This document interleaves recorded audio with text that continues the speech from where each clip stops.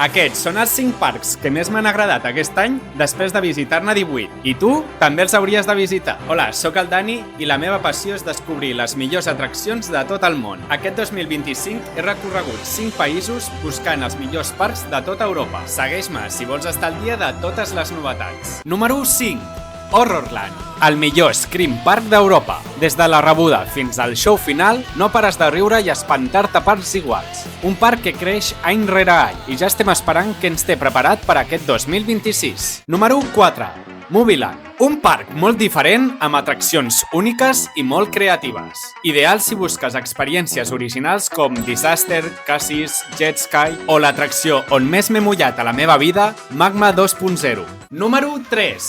Walibi Holland, un dels parcs més extrems d'Europa. Tot el contrari de Movieland, aquí mana l'acer i l'adrenalina. Goliath, Lost Gravity, Yoy i la joia de la corona, Untamed. Si t'agraden les emocions fortes, aquest és el teu parc. Número 2. Walibi Belgium, un parc on també predomina l'adrenalina, però que en els últims anys ha fet una forta inversió en tematització i noves experiències. Condá és una obra mestra i Megalodon, la novetat d'enguany, és per mi una de les millors muntanyes russes familiars que he provat mai. Tot plegat fa que el parc jugui a primera divisió. Comenta quin és el teu parc preferit i comparteix aquest vídeo amb la persona que t'agradaria anar-hi. I el millor parc que he visitat aquest any ho té tot. Tematització cuidada fins al detall, atraccions de nivell mundial, experiències per totes les edats i una màgia que no només és exclusiva de Disney. Sincerament, a mi m'ha robat el cor i només estic desitjant en tornar-hi. Per mi, aquest any el millor parc ha estat Efteling.